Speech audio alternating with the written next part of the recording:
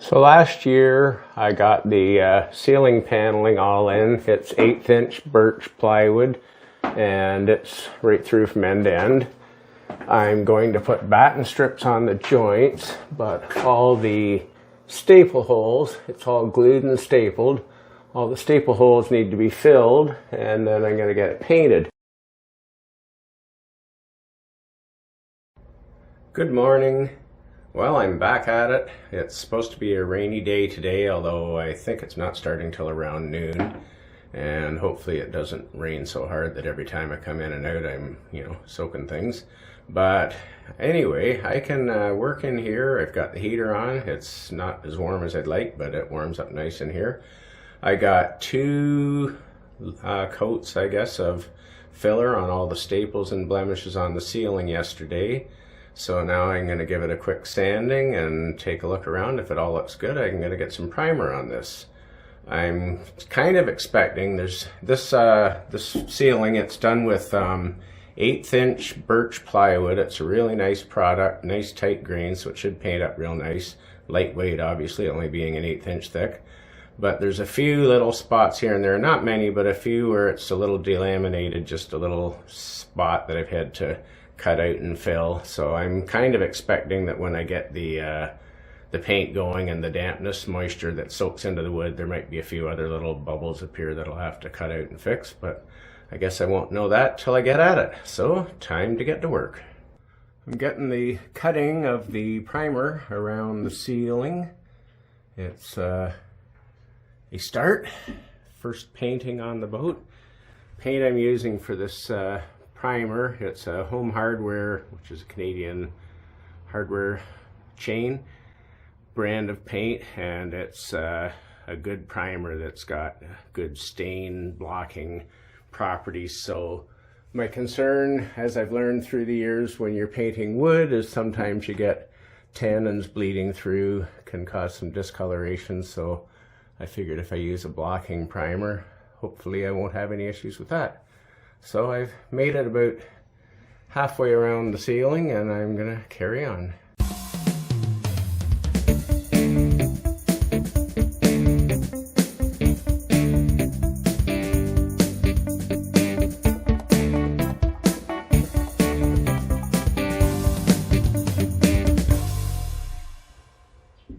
There, that has the main ceiling of the cabin cut, ready for rolling. Now I'm going to go into the bathroom and go around it. Time to get into the rolling.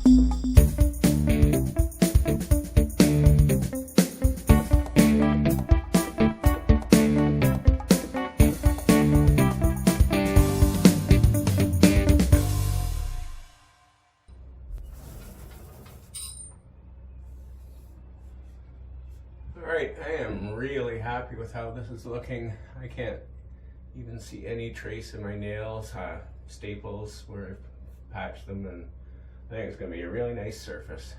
So the ceiling is primed and the head is primed. Other than where the shower enclosure goes, I'd rather glue that to the wood. I feel like it might grab onto the wood better than the paint. So this boat spent its whole existence under that roof, the shelter I built, that it spent 2 summers under. And then late in the season last year, just before it went indoors for storage, I took the shelter down, but it never rained in the, 5 days or whatever it was between when it was under the shelter and when it went in storage. It never got rained on.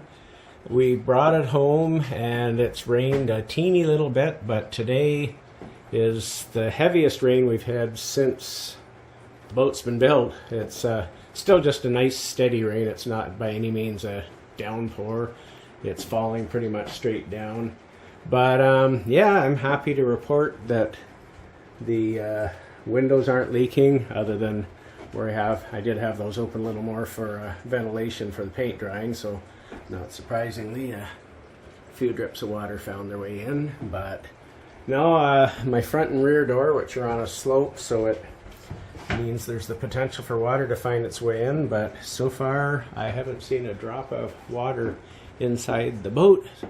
And the hatches with their drains, they seem to be doing the job too. I don't know how well you can see under here, but there's no drips happening or anything. It's bone dry. So yeah, I'm happy for the waterproofness of the boat. Well, last night we had a serious downpour. Laying in bed, you could hear the rain just pounding down on the roof. And so yeah, the boat got a good test for water tightness, and I'm overall really happy, except for one issue that I kind of expected, but it's yeah, I'm not sure what I'm going to do about it. So yeah, I don't see a drop of water anywhere in the boat, around windows or anywhere. It's bone dry everywhere, obviously. Obviously the roof's not leaking or anything, it's all fiberglass. I don't know how it could. And yeah, the hatches, so they're flush hatches. I put these channels around them, and at each back corner there's a drain that goes out overboard. And I put weather strip because I thought if the water ever overwhelmed these channels to where they couldn't drain fast enough, the weather strip would probably be needed. And I'd say it was last night because it's actually wet. You can see drips hanging on it, so the water got high enough that it was pushing on the weather strip. But now there's a couple of drips just when I opened the hatches. A few drips fell off them, but other than that, I don't see any evidence that any water leaked in here, other than I've got these latches which are lockable because I wanted a way to secure the engine compartment if we're away, and you know, you just don't want anyone tampering with anything. And I honestly didn't know how they could be waterproof. I just couldn't see that that could be the case. And sure enough, there's a puddle of water right there under the one latch, and right there under the other latch. But other than that, there's like one drip of water there, but that was probably from opening, and a drip back there. But yeah, everything's nice and dry in here. Looks awesome. The bilge is bone dry. You can see right down at the bottom there, there's no water in there at all. And yeah, and like I say, it was beating down rain last night. So yeah, I don't know what to do about these latches. I haven't seen water there before, so obviously it's only if you have a good heavy rain, but they're recessed, so clearly the water's gonna pool in them and then come through. So I guess I'll have to figure something out for that. Right now I guess I'll just mop that spot up and try to come up with an idea. As for these latches leaking, I guess this is one of those times it'd be a great idea to say, hey, if you have any suggestions, please leave them in the comments. So yesterday I got a coat of primer and a coat of finish paint on the ceiling, and just like every drywalled ceiling I've done through my career or anything else, when you put the paint on, it's like, oh, this looks really good. Maybe I won't have to give it a second coat. But now that it's dry, it's not bad. But the reality is it's a little blotchy here and there, and no time like the present to throw another coat on. Yeah, like I say, it's not bad, but I came in here when the paint dried and it's like, nah, needs another coat. So that's what I'm going to get into now. Good morning. Well, today I'm going to get into, well, I'd like to say I'm going to get into the stairs for getting in and out of the boat, like from the deck to the cabin. Before I can get into the stairs, there's some other things I got to do. Let me show you what I need to get into. So the stairs are going to go from the back door 2 steps down onto the floor here. And before I do that, I need to put a panel on the bulkhead that divides the engine compartment from the cabin. And before I do that, this is over where the kitchen cupboards will be along this side. And so yesterday I put the propane line, this runs from the tanks in the compartment at the back of the boat up to the fridge area, which is sealed from the rest of the cabin and vented to the outdoors, and that's where all the connections will be made for the fridge, stove, and the line that goes to the barbecue up on the roof. So yeah, I'm gonna get a panel on this area here covering this, but that panel needs a support fastened to it, screwed from behind, that will take the countertop. And yeah, it's just it's a little mind-boggling to try to sort through it all. But yeah, everything is like, well, before I do that, I need to do that. Before I do that, I need to do that. This panel that has to go on here, I've got this wire here, and it comes across, and then there will be a plug on the inside of the engine compartment for a battery charger for the house, or for the starter battery. So I have to mount the box for that.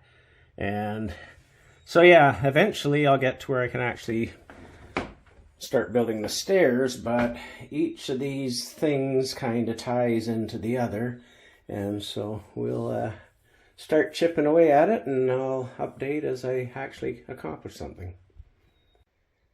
Now I have the panel across the engine compartment bulkhead from the doorway over to the cupboards, and I have the outlet mounted in the engine compartment for the battery charger.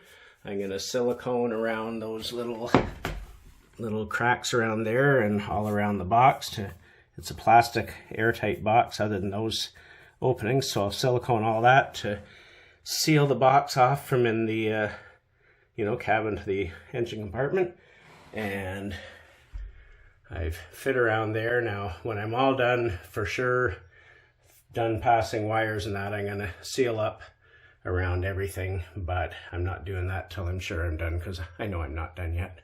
But yeah, it's now I can start working on the steps, and as well as doing the rear steps here, I'm also going to work on the front steps. So I think that's the next thing. I have to basically build a bulkhead, for lack of a better word, to divide the under the front deck to where the stairs are. So I think that's my next step, no pun intended. So I'll get into that now.